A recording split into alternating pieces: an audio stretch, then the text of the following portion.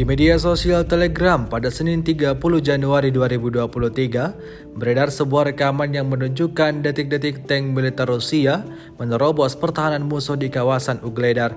Senjata kuat dari tank Brigade Pertahanan Udara ke-36 menutupi kendaraan tempur infanteri dan kelompok penyerang, menembak dari posisi tertutup, menghancurkan posisi pertahanan, titik tembak dan kendaraan lapis baja angkatan bersenjata Ukraina seperti yang terlihat dalam rekaman.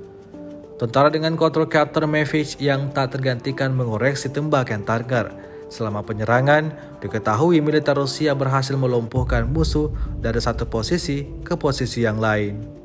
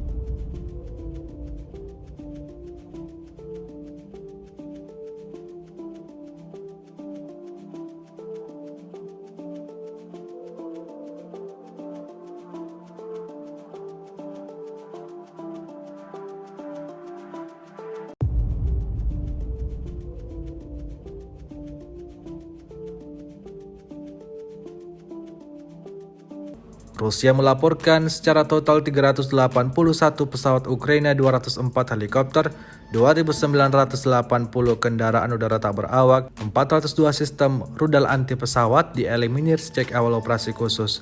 Sementara itu dari kubu Kiev, Kementerian Pertahanan Ukraina melaporkan 650 tentara Rusia dieliminir dalam sehari terakhir. Total 126.160 prajurit Rusia meninggal sejak awal konflik hingga hari ke-341.